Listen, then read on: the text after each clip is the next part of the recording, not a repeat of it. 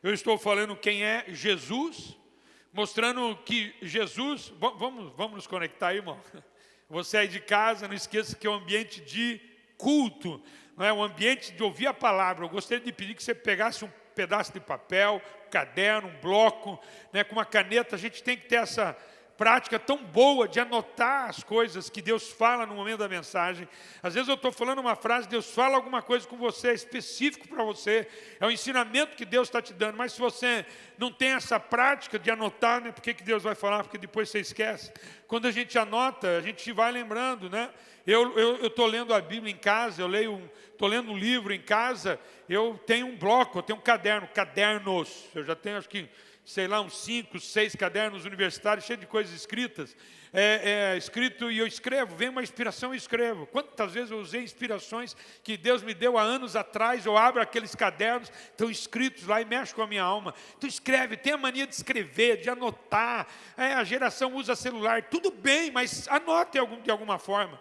É que eu sou da antiga. Vamos começar então, irmãos? O texto está em Mateus capítulo 16 e hoje...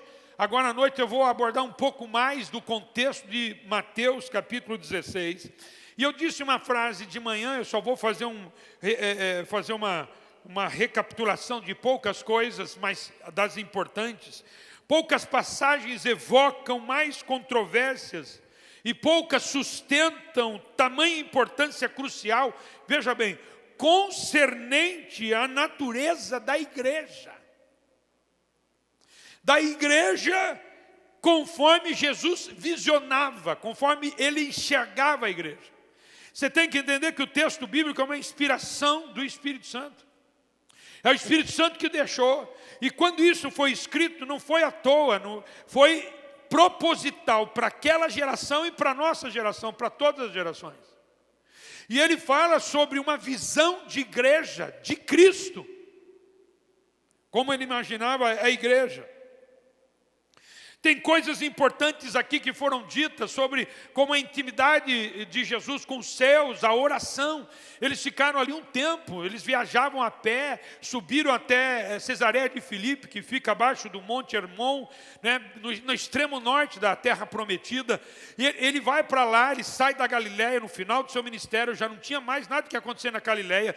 Ele viaja, pega barco para atravessar um mar, eu não lembro o nome do mar, mas para atravessar um mar, e ele viaja, e naquele tempo todo, para chegar no local, para ter intimidade com os céus. Como isso é importante como igreja.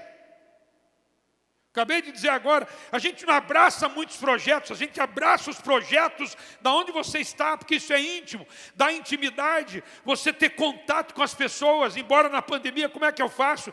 Graças a Deus, hoje tem a internet, a tecnologia, você pode ver a pessoa, você pode abrir um vídeo, conversar com a pessoa. Esses dias eu conversei com criança, hoje de manhã uma criança quis falar comigo por internet, eu vi, ela ficou contente, eu fiquei contente. Então a gente mantém a comunhão, e graças a Deus pelas redes sociais, graças a Deus pela internet, nós estamos em culto, você em casa e nós aqui, e é um ambiente da glória de Deus, isso traz intimidade. Por isso que eu aguço você, crente, a participar do culto pela internet na hora do culto. Tem gente que fala assim, vai ficar registrado no YouTube, outra hora eu assisto, está tudo bem, não está não, porque na hora que você vai assistir é sozinho, né, Torres? Não é intimidade, não é comunhão. Como é importante você ter intimidade com aqueles que trilham o mesmo caminho que o seu, que trilham no mesmo propósito que o seu. Isso é fantástico. Por isso que existe igreja local, irmãos. Por isso que existe igreja ministerial, é um ministério que Deus dá um chamado específico para viverem aquilo naquele momento, naquela época da história. Isso é importante demais, que Deus une os nossos propósitos num propósito só, para viver a missão que Deus tem dado para nós como igreja. Isso tem que aumentar através da nossa intimidade, mas tem intimidade, tem oração, lembrando você que todo momento complicado, todo momento difícil de Jesus ou dos seus, Jesus se retirava para orar. A oração é fundamental. Como é importante a oração nesse tempo. Nós estamos sim passando um momento difícil e é importante a igreja adquirir a prática da oração. Lógico, não é só nos momentos difíceis, porque a oração traz intimidade entre você e Deus, mas sim, meu irmão, a oração é uma ferramenta importantíssima para esse tempo, para o momento de guerra. Na verdade, quando é que a igreja não está em guerra? Ela sempre está em guerra. Nós somos igreja. Quem é Jesus? Jesus é conhecido hoje através da igreja. E no texto de Mateus capítulo 16, nos versículos que eu li nesta manhã, meu irmão, que está, deixa eu até, Mateus 16, de 13 a 20, ele faz duas perguntas.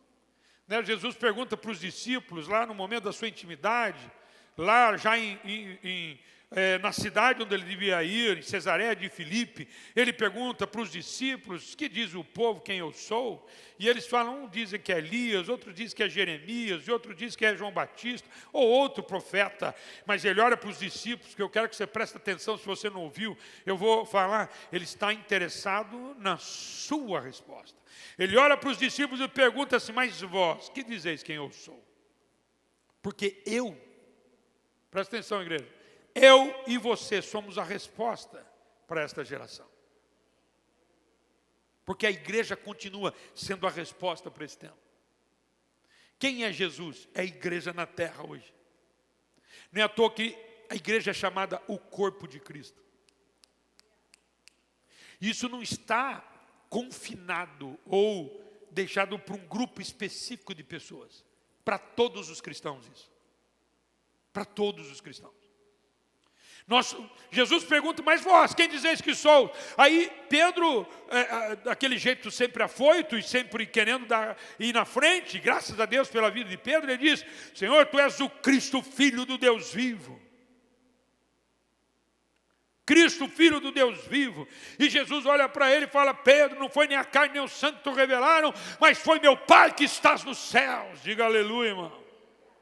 Porque tudo o que nós vivemos está baseado no agir de Deus na nossa vida, não é bondade nossa, nós somos na direção dele, mas a revelação do Cristo foi ele que nos deu. E eu disse nessa manhã, eu vou repetir, por isso que Jesus olhou para os discípulos e disse assim, vós farei coisas maiores do que eu. Quais são coisas maiores? Jesus perguntou, o que eles estão dizendo? Eles não tinham entendido quem era Jesus ainda. Uns dizem que ele era Elias, outros dizem que ele era Jeremias, ou outros profetas, ou João Batista. Eles não tinham ideia, mas quando Jesus ouviu de Pedro aquela declaração, o coração dele se acalmou. Ele disse, agora eu posso descer, eu posso ir para Jerusalém e ir para a cruz, porque agora os discípulos, presta atenção, os que vão fazer a diferença nessa terra, eles já sabem que eu sou o Cristo, o Filho do Deus vivo.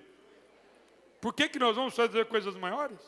Porque nós estamos apresentando Jesus, o Messias, o Cristo, o Filho de Deus vivo. Diga aleluia, irmãos. Estou terminando a minha recapitulação. Isso acontece através da igreja. Acontece através da igreja. Escuta, irmãos. Escuta. A igreja nunca sucumbirá. Nunca. As portas do inferno não podem prevalecer contra a igreja. Você já ouviu, mas vou dizer de novo. Tem um quadrinho que colocaram na internet, o diabo de um lado e Jesus do outro. Um de frente para o outro. Aí o diabo começa a rir e fala assim para Jesus, fechei todas as igrejas. Aí Jesus olha para o diabo e fala, você está enganado, eu que abri uma em cada casa. A igreja é viva, a igreja é poderosa, a igreja é do Senhor Jesus, a igreja é plano de Deus, porque Ele é o alfa, Ele é o ômega, Ele é o primeiro, Ele é o último, Ele é o Senhor dos senhores, Ele é o Rei dos reis, Ele é o príncipe da paz, Ele é o leão da tribo de Judá, Ele é o Ele é o alfa, Ele é o ômega, Ele é o Salvador, Ele é o Senhor, Ele é o Rei dos Reis, Ele é o Príncipe da Paz. Jesus é o seu nome. Ele pega naquele momento, escuta, irmãos, Ele pega naquele momento a missão que estava nele, Ele transfere, Ele deixa encargos dos discípulos. Agora os discípulos têm a missão que Jesus transferiu para eles. Eles já sabiam o que tinham que fazer. 12 homens conquistaram o mundo de então, na Europa, em 40 anos. Eles conquistaram o mundo de então, 40 anos. Não tinha internet, o pastor Maurício não tinha YouTube, não tinha Instagram, não tinha celular, não tinha telefone fixo, tinha só sinal de fumaça. Mas eles conquistaram.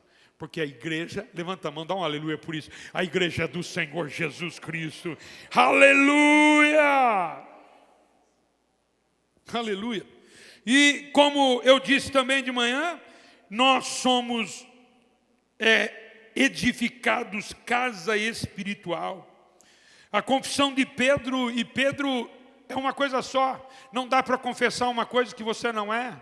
Alguns dizem que a igreja foi construída baseada na confissão de Pedro. Não, foi Pedro e a confissão era uma coisa só. Não dá para separar. Pedro é uma coisa, o homem Pedro é outra. A confissão de Pedro é uma coisa e o homem Pedro é outra. Não dá para. Não, é uma coisa só. O que o senhor está dizendo, pastor? Jesus é a rocha. Jesus é a pedra angular. Jesus é o alicerce. Jesus é o fundamento. Mas nós somos o edifício. A igreja continua sendo construída. Naquela época, Pedro era uma pedra. Por isso que ele diz, Pedro, ele chamava-se Simão. Agora Jesus muda, Simão Bar-Jonas, Simão filho de Jonas, ou filho de João. Aí ele muda, agora você tem o nome de Pedro, Petra. É uma pedra. Ele não era o alicerce, mas ela era uma pedra. Qual é a importância? Pastor, se tem um alicerce, tem que ter o edifício. Se você só tem um alicerce, que sentido tem? Na verdade, o valor do alicerce é quando o edifício é sendo edificado. Não dá para ter edifício sem alicerce, mas também não tem sentido ter o alicerce sem edifício. Não dá para ter corpo sem cabeça. Mas, você concorda comigo? Não existe corpo sem cabeça, a não ser em filme de mau gosto. Mas também não existe cabeça sem corpo. Eu sou o corpo de Cristo. Eu sou o edifício que está sendo edificado, casa espiritual. Você tem que colocar você lá para glorificar o nome dele. Aleluia. A grande pergunta é essa. O que você está fazendo para essa construção? E ele disse assim, eu te darei as chaves do reino dos céus. Que coisa forte, irmãos. Olha o poder da igreja. É Jesus. Aí você fala assim, Jesus é Ele mesmo. É Ele que é aquele que abre e ninguém fecha. E fecha e ninguém abre. Ele pega tudo isso e põe na minha mão e na tua. Eu estou enfatizando isso porque eu vou entrar de um jeito agora. Porque ele coloca na minha mão e a sua. Aqui, ele põe a chave, como Eliaquim, servo de Davi, ele põe a chave no ombro de Davi, e ele dá toda a autoridade como mordomo que ele era. Na verdade, quando Eliaquim chegava para abrir, era como se o rei tivesse, e quando eu chego para abrir, é Jesus que está abrindo, porque eu sou corpo de Cristo, e a porta que se abre através da igreja, ninguém fecha, e quando fecha, ninguém abre. Você não tem ideia o poder da igreja, porque a igreja é do Senhor Jesus, eu e você. Levante a tua voz e glorifica o Senhor, mas levanta com autoridade para viver aquilo que Jesus quer que vivamos como igreja. O que ligares na terra será ligado no céu, é minha responsabilidade. O problema é quando eu não ligo. Vamos agora à mensagem da noite. O problema é quando eu não ligo. Eu não ligo na terra, aí eu não ligo no céu. A gente fala tanto em grande avivamento, mas esse é o avivamento. Eu falo tanto em avivamento, mas esse é o avivamento. Avivamento não é um deleite apenas pessoal, ao contrário. O deleite pessoal traz um reflexo externo, tamanho. Um crente que fala muito em línguas, mas em casa não tem domínio da língua, tem alguma coisa equivocada. É um crente que que parece que tem dons espirituais, mas não tem fruto, não tem salvação de almas. Não tem pessoas que estão sendo salvas, impactadas pelo seu testemunho. Tem alguma coisa equivocada. Vamos lá, irmãos. Embora a lição-chave nesse capítulo 16 seja a confissão de Pedro, temos de examinar o capítulo todo a fim de captar o cenário de forma adequada para nos aproximarmos ao máximo possível da melhor interpretação do texto e trazer a mensagem de Deus para o nosso coração. Cristo e seus discípulos estiveram num retiro espiritual. Pastor Roberto me deu uma ideia de fazer um retiro espiritual para ficar um mês trancado, todo mundo no lugar lá. Trancado não.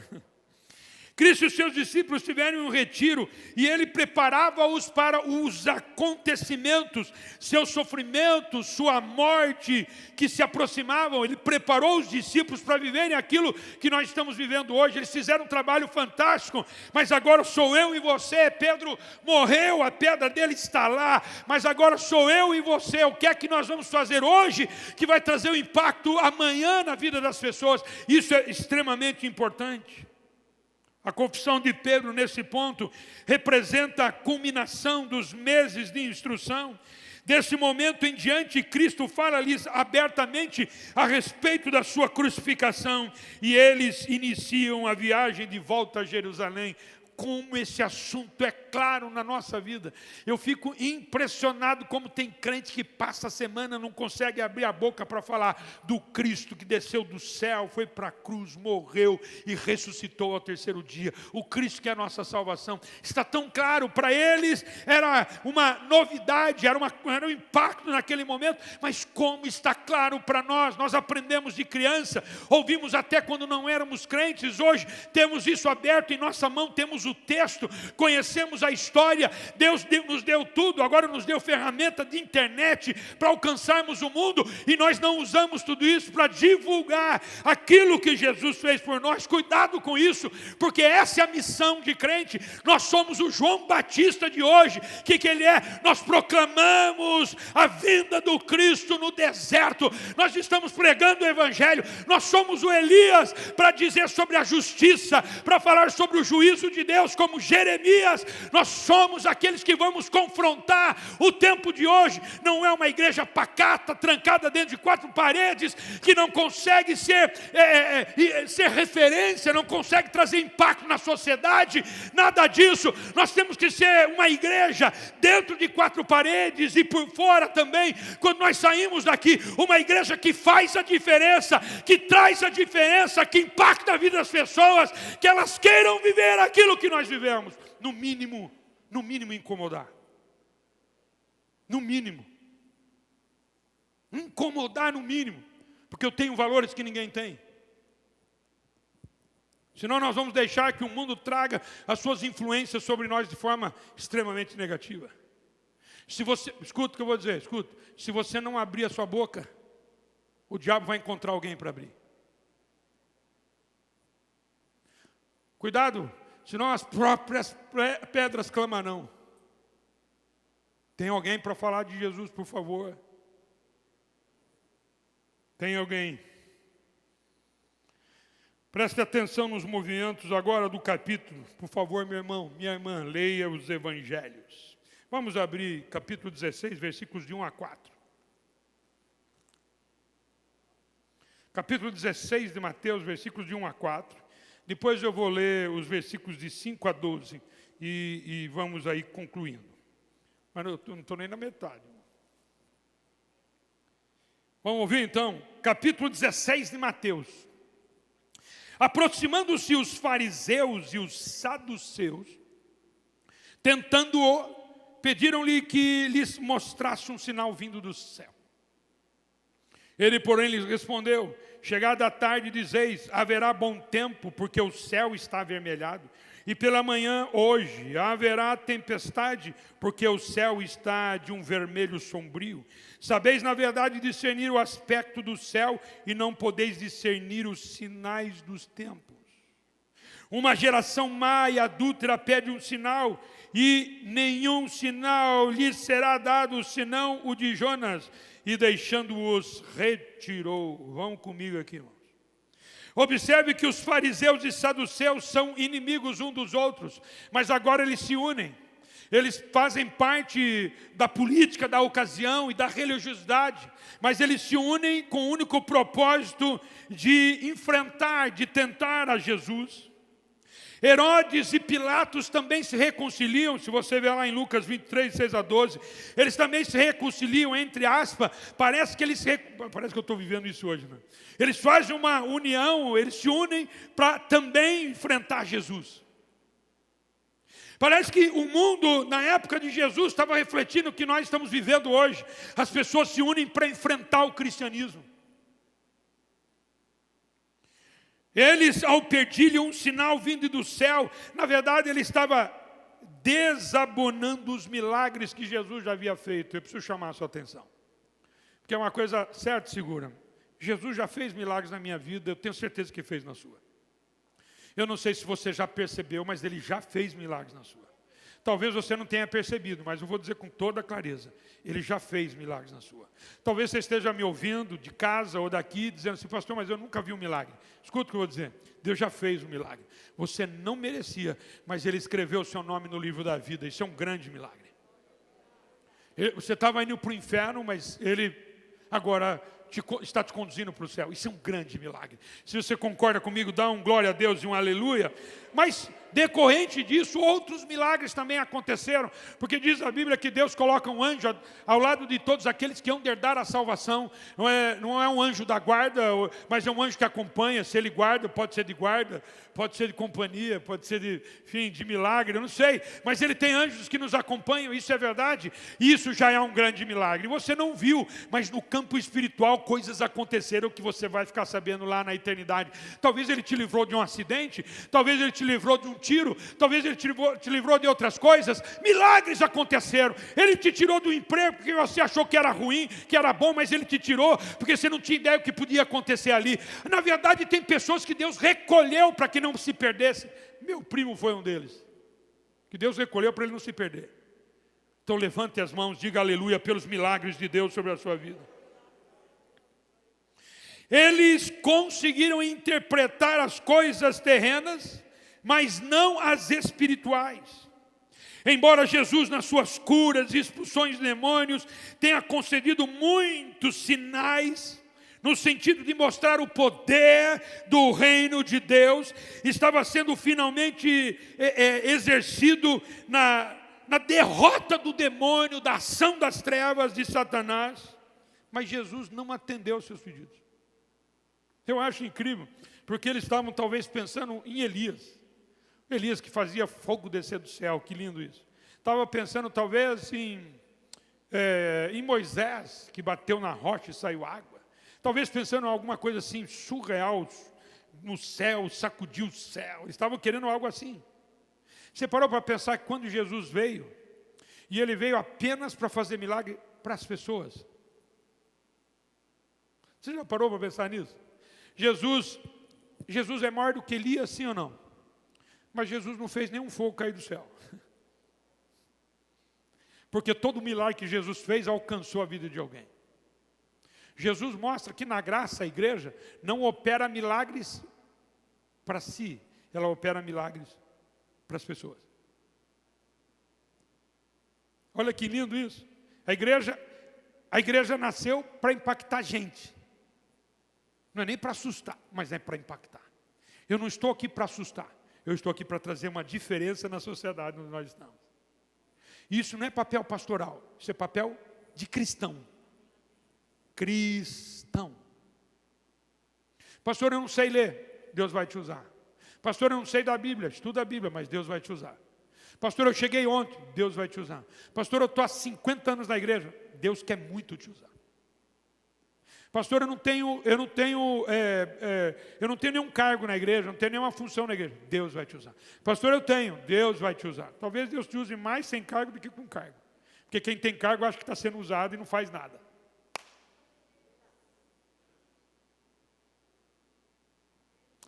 Mas ele queria um milagre visível. Tem muita gente que fica pedindo um milagre visível, às vezes tentando testar Deus. Ah, Deus, se o Senhor fizer isso, eu vou lá e faço tal coisa.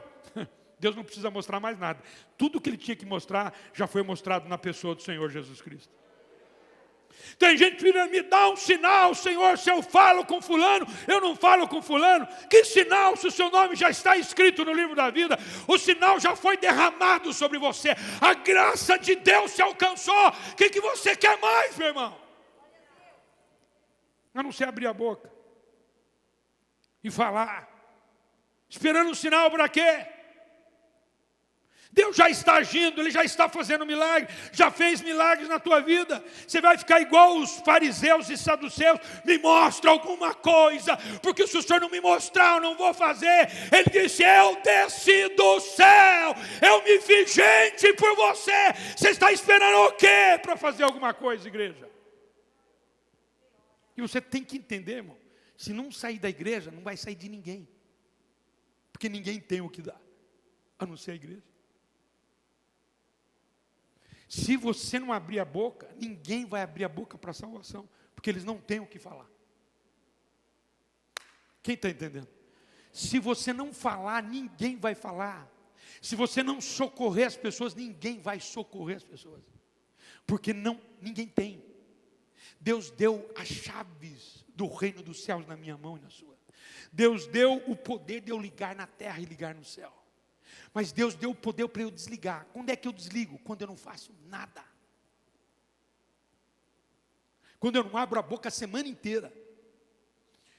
Porque quando você liga, aparece a luz. Quando você desliga,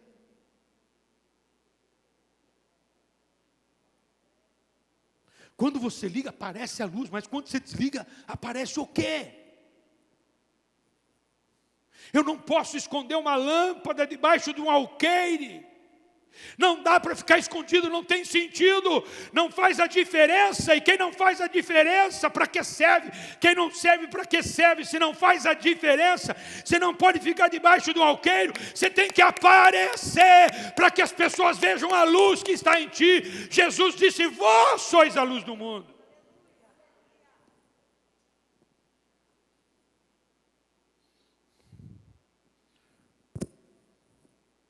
Tem um problema também, porque se Jesus atendesse o milagre das pessoas, que elas estavam querendo ver um milagre, a lealdade dos homens para com ele seria forçada. Jesus nunca quer uma lealdade forçada. Ele quer uma aliança, uma lealdade baseada em amor, honra e gratidão. Ninguém precisa fazer forçado. Eu não estou te forçando. Se você está se sentindo constrangido, fica tranquilo, não sou eu que estou te constrangendo, é o Espírito Santo. Mas eu não estou te constrangendo, nem quero fazer isso. Porque esse tipo de igreja que se vive não é uma igreja forçada. Não é uma carta que você vai assinar aqui, após ser membro da igreja, que você vai evangelizar todo dia, assina aqui, porque você não fizer, eu te processo. Não existe isso. Porque se vive igreja por gratidão, por amor, por honrar a Deus. Você tem que entender que isso é um privilégio dos privilégios. Tem mais para dizer, muito mais. Quem está comigo, diga amém. Continua com o texto aberto, vamos lá agora para os versículos 5 a 12, que eu quero ler com você, que aqui tem coisas maravilhosas. Ora, tendo os discípulos passado, Mateus 16, versículos de 5 a 12. Não estou em casa, meu irmão? Abriu a Bíblia. Quero que você leia comigo. Você está no culto. A única diferença é que você está em casa, por algumas razões importantes. E fica tranquilo que o mesmo Deus que está operando aqui é o mesmo Deus que está operando em tua casa. Nós somos igreja, casa de Deus, fazendo um culto ao Senhor. E quem sabe alcançando vários lugares por aí, a glória de Deus se manifestando na tua casa, aqui, na casa do outro, e pessoas sendo alcançadas. Glória a Deus por isso. Diz assim o texto, ora, tendo os discípulos passado para o outro lado, esqueceram-se de levar pão. E Jesus lhes disse, vede, acautelai-vos do fermento dos fariseus e dos saduceus. Eles, porém, discorriam entre si, dizendo, é porque não trouxemos pão. Percebendo-o Jesus, disse, por que discorreis entre vós, homens de pequena fé? sobre o não terdes o pão. Irmãos, por favor, preste atenção no texto. Não compreendeis ainda, nem vos lembrais dos 5 pães para 5.000 homens e do quantos cestos tomastes? Nem dos 7 pães para os 4.000 e de 4.000 e de quantos cestos tomastes? Do primeiro foram 12, do segundo foram 7. Sobraram na primeira multiplicação 12 cestos de pães, e na segunda, que inclusive está aqui no capítulo 15 de Mateus, sobraram 7. Como não compreendeis que não vos falei a respeito de pães? E sim, acautelai-vos do fermento dos fariseus e dos saduceus. Então entenderam que não lhes dissera que se acautelassem do fermento de pães, mas da doutrina dos fariseus e dos saduceus. Fala misericórdia, meu irmão.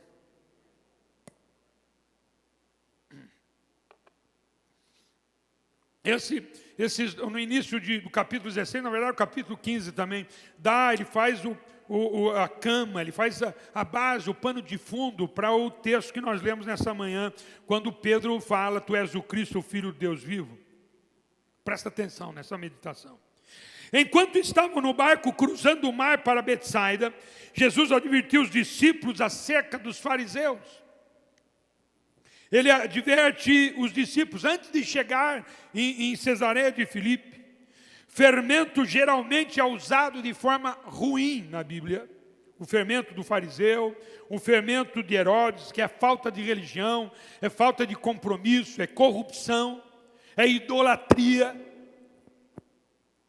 Mas também foi usado de forma boa em outros momentos, ou poucos momentos, como quando Jesus conta a parábola do fermento, o reino de Deus é semelhante a uma mulher que tomou 3 porções de massa levedada, fermentada, e ela colocou em 3 lugares, escondeu 3 porções.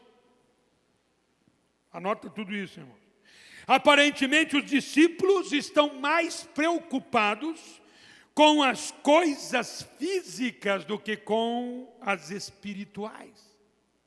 Eles estão mais preocupados, os discípulos, mais preocupados com as coisas físicas do que com as espirituais.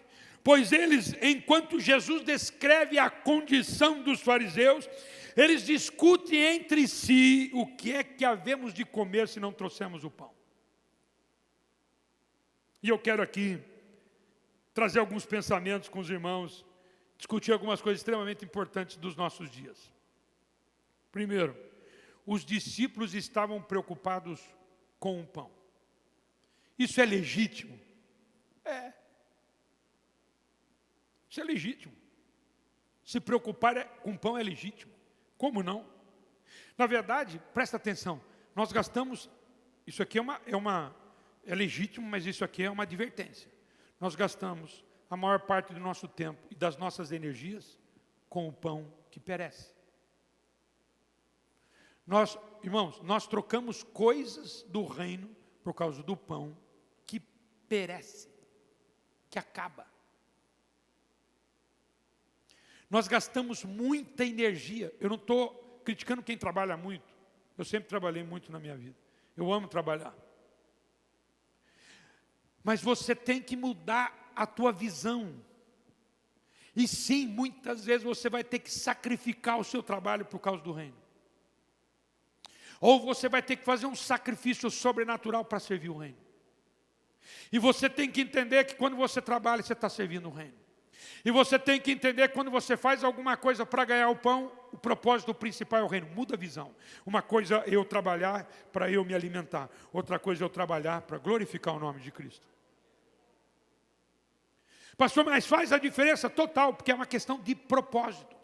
Uma coisa é eu trabalhar com propósito equivocado, porque eu fico sofrendo por alguma coisa que perece, meu coração nunca se envolve com a coisa que não perece, com a celestial.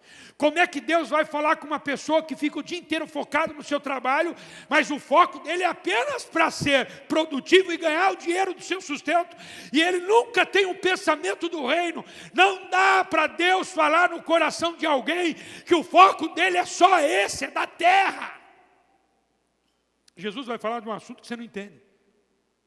Você vai falar Jesus vai querer ventilar um pensamento no teu coração, no meio do teu dia, durante o seu dia, e você não vai entender nada. Jesus fala, onde é que eles estão?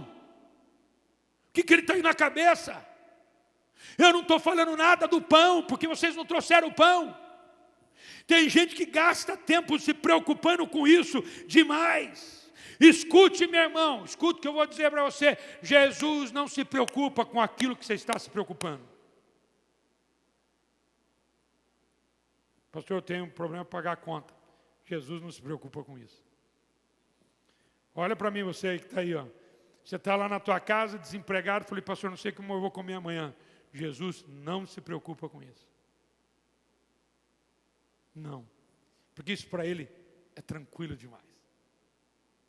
Ele olhou para os discípulos, vocês esqueceram que eu tinha 5.000 homens. Peguei 5 pães e 2 peixinhos. Botei ainda organizado, cada grupo de 50. Você lembra do texto? Grupo de 50. Todo mundo ficou doido. O que é isso? O que Jesus está fazendo? Tem 5 pães, ainda vai agrupar de 50 em 50. Imagina, talvez de 100, outro grupo de 100, Jesus organizando. Pediu para os discípulos sair organizar. Então, o que você tem que fazer é obedecer à voz de Jesus. Sai organizando, mas deixa que o milagre é por conta dele. Não queira fazer aquilo que você não consegue fazer. Não queira resolver aquilo que você não consegue resolver. Não é para você se preocupar com aquilo que Jesus não se preocupa. Buscar em primeiro lugar o reino de Deus e a sua justiça, e todas as demais coisas vos serão acrescentadas. Você está gastando energia com aquilo que não deve gastar, porque Jesus não gasta energia com isso. Na hora certa ele vem e faz o milagre da multiplicação. É uma coisa diferente quando você põe coração e alma naquilo que não é de Deus.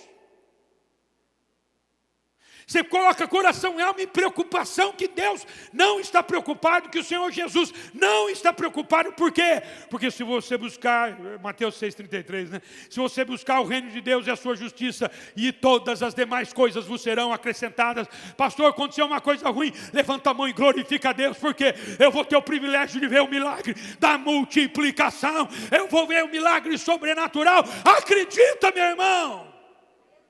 Mas, por favor, nunca mude o foco da sua vida. Nunca mude o foco do seu coração. Eu sou crente. Eu sou casa espiritual. Eu sou igreja do Senhor. Como advogado. Eu sou igreja do Senhor como médico. Sou igreja do Senhor como pintor. Sou igreja do Senhor como pedreiro. Como mecânico. Como secretário. Como o que você quiser. Você acha que Jesus não vai cuidar da igreja? Não é uma instituição, é você. Sou eu. Nós precisamos sair do natural e entrar no sobrenatural. Nós gastamos tempo. Tem gente que gasta toda a sua energia. Chega no final do dia e diz, eu não consigo ler a Bíblia. É porque você está focado no lado errado, na forma errada. Você está colocando o seu coração naquilo que desgasta. Vamos falar que é verdade? Desgasta. Você ficar pensando como é que eu pago amanhã e você não tem. Você sabia que o problema que mais judia das pessoas é eles sofrerem por uma coisa que eles não têm solução? Tem gente que sofre porque morreu a mãe e o pai na pandemia. A verdade é triste demais, mas não tem solução. Você fica tentando lutar com alguma coisa que você não tem solução. Eu não tenho pão, não tem solução. Não dá para comprar para tanta gente. Nem 200 denários, como eles disseram, não tem como comprar. Você vai ficar sofrendo por uma coisa que você não tem solução? Glorifica. Adore. Viva o cristianismo de verdade. Viva pela fé. Dependa dele. Para que você veja o sobrenatural de Deus agindo na sua vida, mas não é só nela, é através dela. Porque quando Deus fizer multiplicação na minha vida, uma multidão vai ser alimentada. E mais ainda vai ter sobra. E quando sobrar, eu não jogo fora, porque ninguém joga fora o milagre que Deus transbordou. Eu vou ver para quem vai servir esse milagre. Eu vou distribuir para outras pessoas. Oh, glória a Deus! Tem crente glorificando aí? Um dia alguém perguntou por que o peixe não sobrou. Porque Deus não guarda nada que apodrece, que não vai servir para amanhã. Deus só faz multiplicar e sobrar aquilo que você pode usar amanhã. Por isso que o peixe não sobrou. O pão podia usar, mas o peixe não. E quando sobrar na tua vida é porque você vai poder usar. E o que sobra na tua vida não é para ficar para você. O que sobra na tua vida é para ser distribuído. O que sobra como igreja é para ser distribuído. Ai, pastor, estou sentindo muito. Ai, pastor, estou cheio do poder de Deus. Ai, pastor, estou tendo visões. Ai, pastor, eu estou vendo anjos. Ai, pastor, para que você vai viver isso? Se você não distribui nada para ninguém, nem essa alegria que você sente de ser cristão, você guarda para você. O poder de Deus não é para ser retido. O poder de Deus é para ser distribuído. Por isso que é dunamis, é uma explosão que alcança muitas pessoas. Crente não é para viver para si, é para viver para a glória de Deus, Cristo sendo glorificado na vida de alguém. Diga aleluia, crente.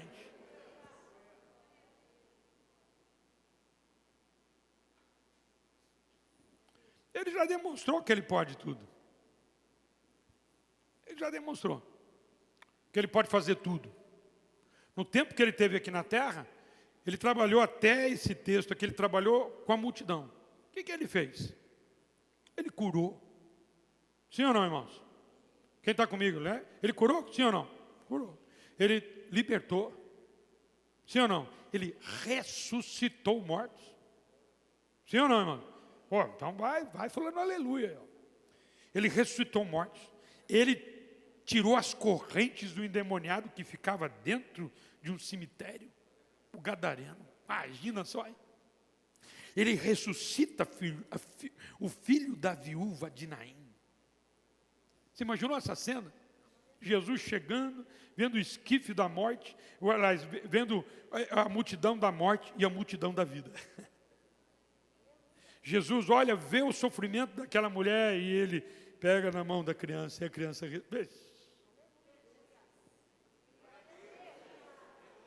Que espetacular! Ele cura o cego, ele cospe no chão, bota um lodo e o cego é curado, assim que ele lava os seus olhos no tanque, Siloé. Mas ele faz milagres incríveis, ele provoca coisas incríveis, ele cura a sogra de Pedro. Ele tira Lázaro 4 dias morto e já sepultado. Ele disse: Lázaro, sai para fora. Aquele corpo todo em decomposição, pela palavra do Cristo poderoso, todo é reconstruído. Ele sai, e Lázaro, queriam matar Lázaro, né? Porque Lázaro era a prova viva, viu?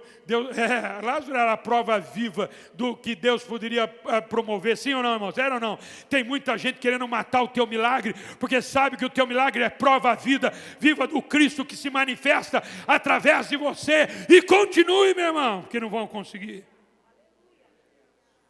Ele já demonstrou que ele pode, multiplicando pães e peixes, ele pode solucionar o seu problema, ele pode dar cabo daquela questão que você está vivendo, ele pode tudo.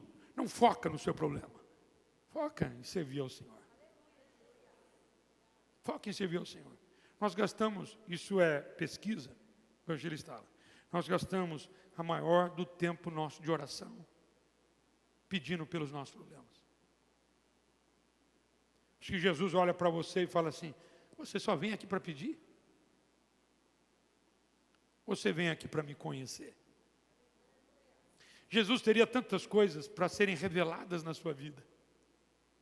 Ele gostaria tanto de compartilhar, porque a palavra de Deus diz isso, que ele tem compaixão, ele tem alegria em compartilhar os seus planos. E a gente não para nem para ouvir, porque a gente fica só: ai, Senhor, eu preciso de um emprego. Ai, Jesus, eu preciso de cura. Ai, Jesus, eu preciso de carro. Ai, Jesus, eu preciso casar. Ai, Jesus, eu preciso disso. Ai, Jesus, ai, pastor, eu casei, mas meu marido é ruim, minha esposa é ranziza. Ai, Jesus, só fica pedindo e pede para isso. Ai, Senhor, amanhã. Ai, eu não sei o que vai acontecer amanhã. Jesus, eu não sei disso. A gente tem que pedir, porque é bíblico isso. Mas, irmãos, gasta tempo com Ele. Gasta tempo falando com Ele. Gasta tempo tendo um relacionamento com Ele. Escute-se, Ele pode tudo. Tudo. Tudo. Tudo. E quando é tudo, é tudo. Se você tirar alguma coisa, o tudo já não é tudo. O tudo é quando engloba tudo. Filosofei agora, né? Se você tirar alguma coisa do tudo, o tudo já não é tudo. O tudo só é quando realmente tem tudo. O que você quer apresentar para Ele? Ele pode. Deus está te dizendo, a tua fé, que você realmente vai andar sobre as águas, você realmente vai viver o sobrenatural, você realmente vai viver isso, por quê?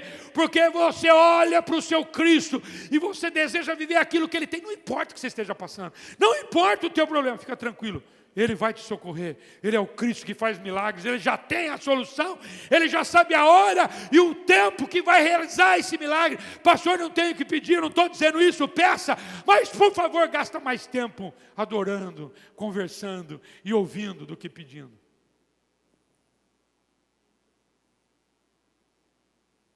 Na verdade, irmãos, quando a gente se preocupa demais com a vida, isso é um sinal de falta de fé. Porque você precisa ouvir o que você está pedindo. E você não consegue acreditar que Ele está te ouvindo. Vou falar de novo. Você precisa ouvir o que você está pedindo. E você não consegue acreditar que Ele está ouvindo o que você pediu. E você repete 10 vezes no dia, a mesma coisa. Quem entendeu o que o pastor falou agora, diga amém.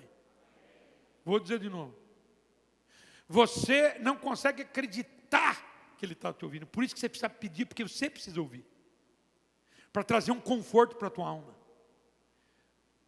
Irmãos, o conforto para a alma de um crente é servir o seu Cristo.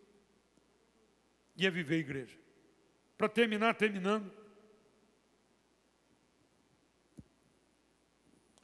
Está claro aqui nesse texto que nós lemos, para depois entrar no texto que foi pregado hoje de manhã, que havia uma preocupação de Jesus. Ele não estava preocupado com a sua necessidade, ele não estava preocupado com a falta de pão, já havia feito isso, faria de novo. E quantas vezes ele não fez na história? Milagres, multiplicação, curas, ressurreição, milagres sobrenaturais. Eu já ouvi centenas de milagres. Você senta com o pastor Jorge, então, ele tem um monte de coisas para contar, de tantas coisas que ele viu acontecendo diante dos olhos dele. Eu já sentei com o pastor Maurício, já me contou um monte de coisa, com o pastor Roberto, com os nossos irmãos, pastores evangelistas, você já ouviu. Eu já tive o privilégio de contar milagres que Deus fez na minha vida. Ou seja, ninguém precisa pedir mais nada para Jesus, ou melhor, desconfiar, faça algo sobrenatural, ninguém precisa disso. Havia uma preocupação com Jesus, porque Jesus também não está preocupado agora com a sua necessidade, porque Ele vai te atender. Ele não está preocupado com a complexidade do seu problema, porque Ele tem a solução para ela. Pode contar o que você quiser, pode contar o problema que você quiser, Jesus tem a resposta para ele. Mas Ele estava preocupado com a influência dos fariseus e dos saduceus. Ei, olha para mim. E Ele não estava falando para o povo, Ele estava falando para os discípulos. Ele não estava falando para o povo, Ele estava falando para os discípulos. Ele não estava falando para todo mundo que dizia que ele era Elias, que ele era Jeremias, outros profetas, ou João Batista. Não, ele estava falando com os discípulos. Por quê?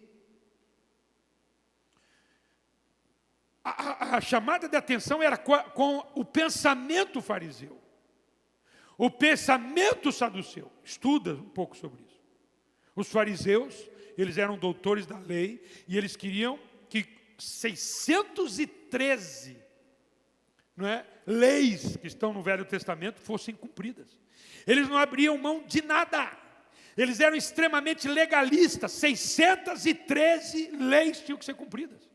Chegou um momento da história que eles resolveram dizer assim, a gente vai se separar, ninguém vai se unir com a gente, quem não tiver, porque começaram a aparecer outros judeus que agiam de outras formas. Então o judeu fariseu, ele não queria se unir com outro judeu, porque poderia manchar o que eles eram. Então eles não queriam mais se unir com outro judeu.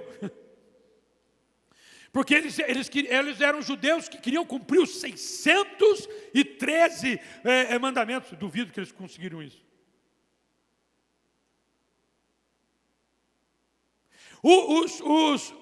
Os saduceus, não. Os saduceus estavam interessados apenas nos mandamentos de Moisés, os 10 mandamentos. mas também não tinham tanto compromisso assim. Sabe, gente que porque acharam que tinham que cumprir só os 10 mandamentos, cometiam outro tipo de coisas que não combinavam com o Deus que eles serviam. Eles eram mais relaxados, mas ambos extremamente legalistas. Aí é uma chamada de atenção, porque o cristianismo não pode ser manchado pela legalidade. Escuta, legalidade do cristianismo. Nós temos a tendência de trazer uma legalidade, trazer as leis para o cristianismo. Faz sentido para você, não? Nós temos a impressão de trazer a legalidade para o cristianismo.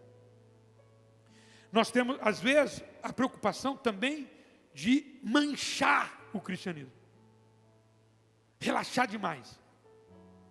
A gente começa a julgar pela legalidade que nós inventamos no cristianismo. Você julga um irmão, você julga um outro, nem pergunta por que ele está daquele jeito, que ele passou, quais foram os problemas que ele está vivendo. Você não tem coragem de ligar para alguém que faltou da igreja, pelo contrário, você liga e vê o que foi, irmão? Desviou? O capeta te pegou? O que foi? Na verdade, você antes de ligar para ele, você já julgou. Ah, ele deve ter voltado a beber, deve ter voltado a usar droga, ele deve ter voltado a fazer aquilo que ele fazia, voltou o velho homem. A gente já julga antes. Estamos trazendo a legalidade que o cristianismo não tem. Julgamos as pessoas. Nós desenhamos elas. Jesus estava dizendo, isso não é cristianismo. Mas também alguns relaxam tanto que trazem coisas que desconfiguram o cristianismo. Esses dias, acho que foi a Ana que me trouxe o pensamento, a Beli, não sei. A gente estava conversando em casa, trouxeram um pensamento incrível. A gente abaixa muito a guarda. A gente traz pensamentos fariseus, pensamentos mundanos para dentro do cristianismo. Às vezes você assiste um filme, você vai lembrar, Ana? Às vezes você assiste um filme. Você assistiu um filme, e aí tem lá, eu já assisti filmes, você já assistiu, tem lá um casal, e o filme faz questão de botar o marido daquela mulher, um crápula, né? um bruto, um grosso. E ela muito triste sai dali e encontra um Dom Juan. São duas figuras absurdamente diferentes. Um cara carinhoso, não sei o quê. Você começa, sem querer, a torcer para que ela fique com outro. Já parou para pensar nisso? Você começa a torcer para o bandido. Você acaba sendo envolvido emocionalmente. Fala, coitado. Você já parou para pensar que não tem nenhum filme que faz a restauração do casamento? Que tem uma coisa bonita, que o marido muda, que a mulher muda, e ele de repente tem um casamento. Não tem. A gente abraça essa causa de uma maneira tão fácil. E a gente traz a desconfiguração, traz pensamentos do mundo para dentro da igreja. A gente começa a falar, tu não pode pagar os impostos, para de pagar os impostos, ou porque os políticos roubam. Isso não é cristianismo. Isso não é cristianismo. Usa a lei a teu favor, mas isso não é cristianismo. Mas estão roubando, isso é problema de quem rouba. Um dia alguém chegou para mim e falou assim, pastor, essa pessoa está mentindo. Eu falei, Eu falei, eu estou acreditando, mas ela está mentindo, isso é problema dela. O meu problema é acreditar no que ela está falando. Se ela estiver mentindo, isso é problema dela. É meu problema? Não. Mas a gente começa a trazer coisas para dentro da nossa vida que não fazem parte do cristianismo. A Bíblia diz para você amar as pessoas, independente do que elas fizerem por você. E eu começo a agir diferente. Eu começo a trazer conceitos diferentes. Ai, pastor, é o amor. É apenas o amor, é amor, é amor. Irmãos, pega a Bíblia. Viva o cristianismo.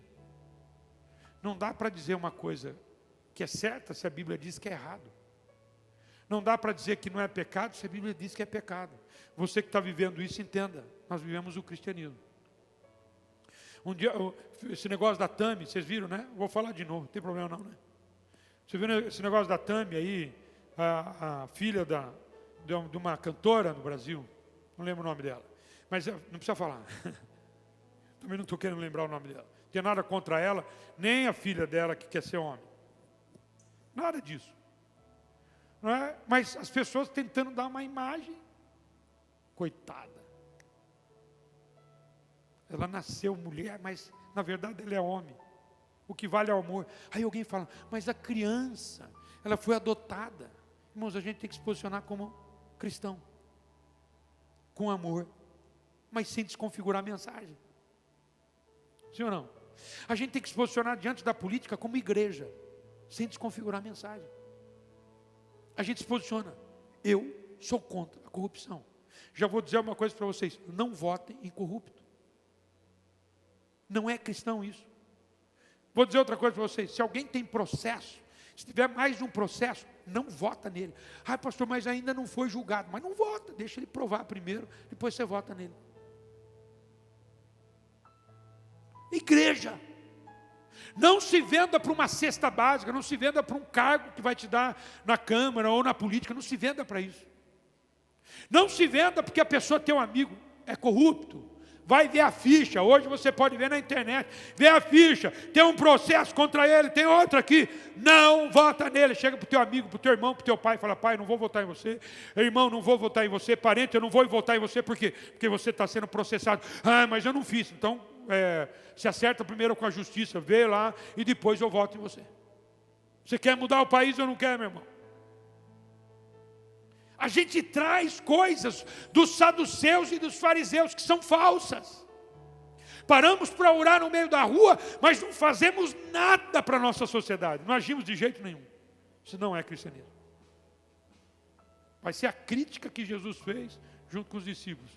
Não faça igual aos fariseus que ficam orando nas esquinas, mas não olham nem para as órfãs, as viúvas e os órfãos.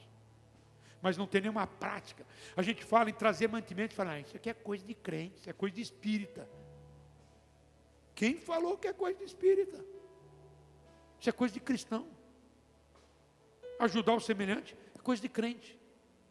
Talvez o seu melhor culto naquela semana foi trazer uma cesta para dar para alguém. Talvez tenha seu melhor culto. A sua melhor adoração. Porque você veio e trouxe a sua oferta, trouxe uma cesta, abençoou a vida de alguém. E alguém foi lá e glorificou a Deus. Porque o seu culto não foi sozinho, né? Você trouxe uma cesta, você glorificou a Deus, a pessoa que recebeu também glorificou. Já foi um grupo de pessoas adorando a Deus.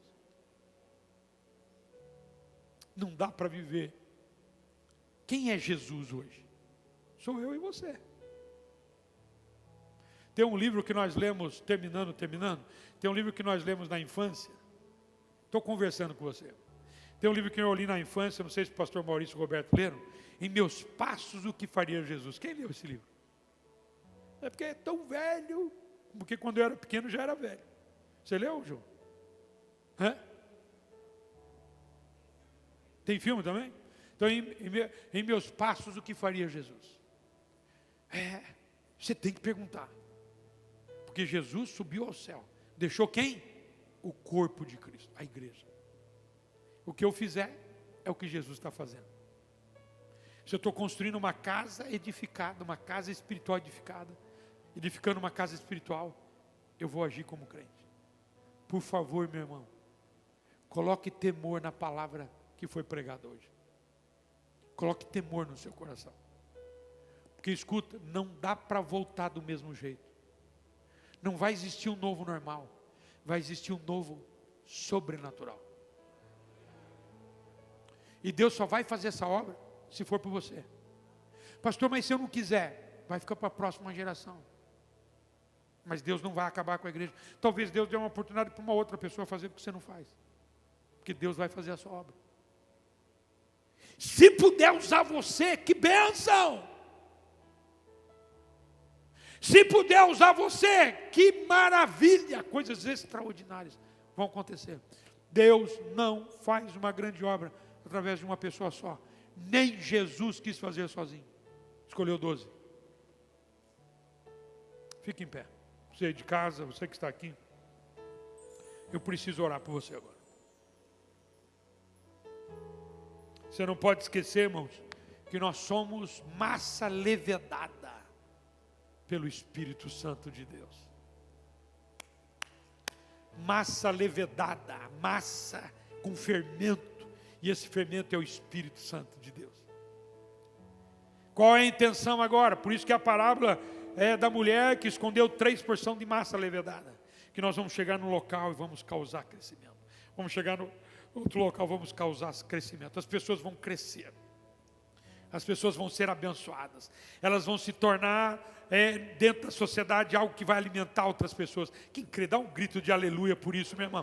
E levante as mãos com temor a Deus. Se você quiser colocar uma delas no coração, coloque, se não. Mas levante-se e fale com Deus agora. Fale com o Senhor Jesus.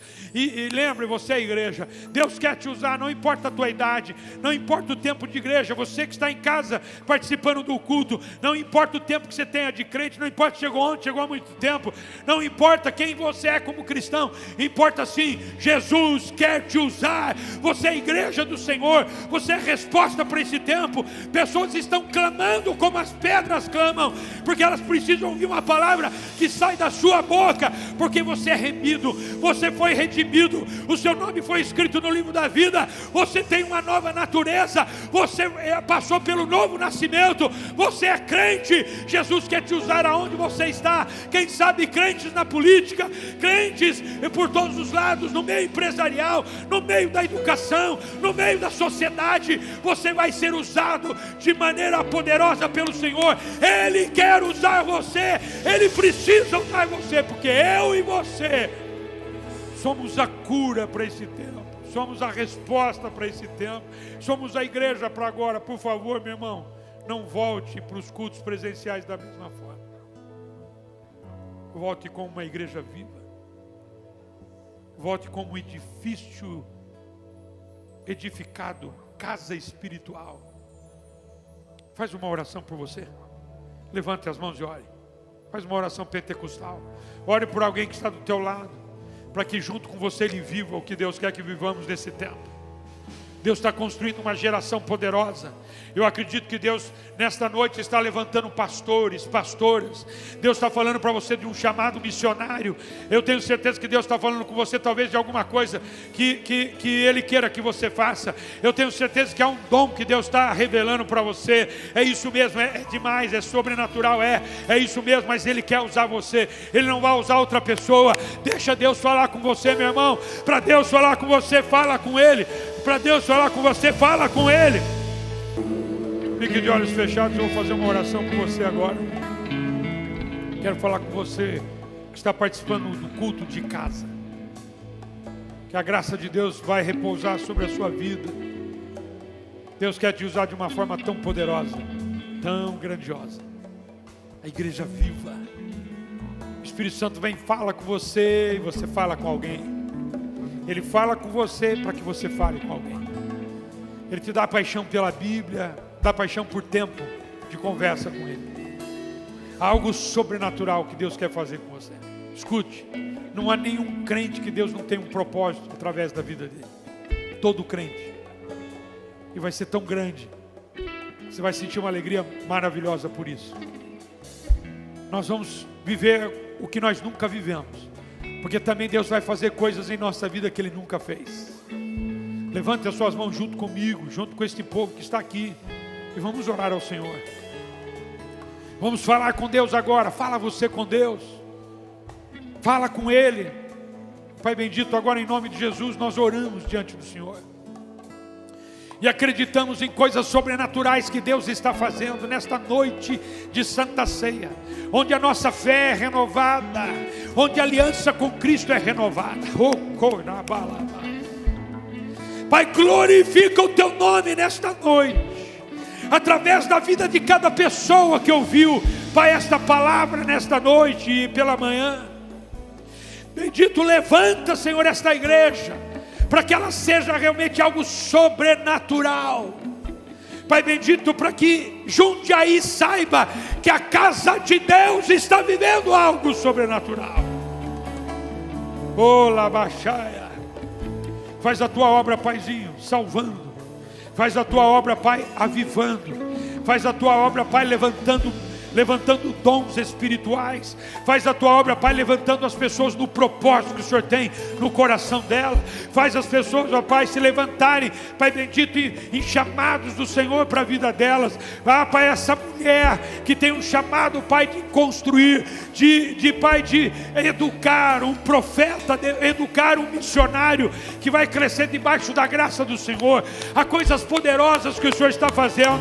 Eu quero orar por este povo, eu quero orar por esta gente, e acredito num grande, num poderoso avivamento. Não vai ser contido em nós, vai ser transbordante, vai alcançar cidades, vai alcançar estados, vai alcançar nações, vai alcançar, ó Deus, o mundo. Eu tenho certeza que a tua igreja está sendo sacudida para viver algo sobrenatural, sobrenatural em Deus, uma igreja viva e poderosa, porque essa igreja é do Senhor Jesus. Levanta esse povo, sacode essa gente, manifesta o teu poder, Pai.